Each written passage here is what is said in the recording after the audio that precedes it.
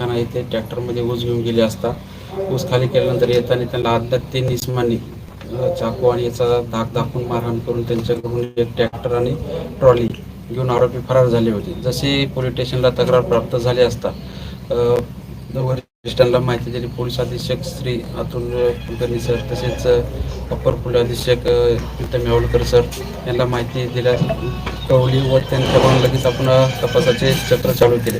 Police स्टेशनचे जे आपले DP पथक याचे 3 टीमा तयार करून आपण वेगवेगळ्या ठिकाणी पाठवून सदर त्याच दिवशी आपल्याला त्यातील जे आरोपी आहेत हे माजलगाव दिशेने जाताना आपल्याला माहिती समजल्यावर त्या दिशेने पाठवून आपण त्याच्यातील त्या दिवशी आपण 3 आरोपी आपण अरेस्ट केले व त्या 3 आरोपीकडून आपण एकूण 10 ट्रॅक्टर जप्त केले.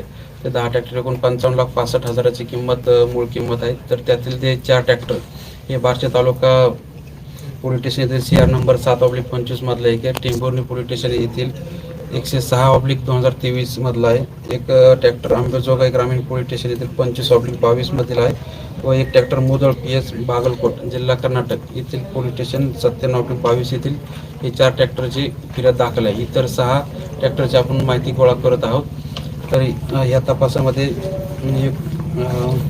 एकूण 4 आरोपी आपण अटक केलेले असून सदर तपास माननीय पोलीस अधीक्षक Atul Kulkarni sir, upper police अधीक्षक प्रीतम यावलकर सर, मी व माझे सहकारी दिलीप टेरे, PSI बालाजी वळसने व बाकी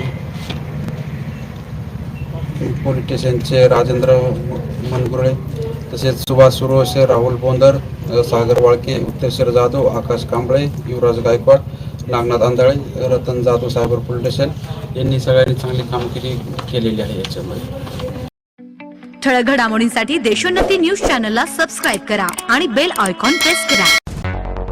मुंबई, पुणे, नागपूर, मराठवाडा असो का विदर्भ, राजकीय, सामाजिक, शैक्षणिक क्षेत्र असो का क्रीडा, सर्वच घडामोडीचे विश्लेषण पाहायला विसरू नका.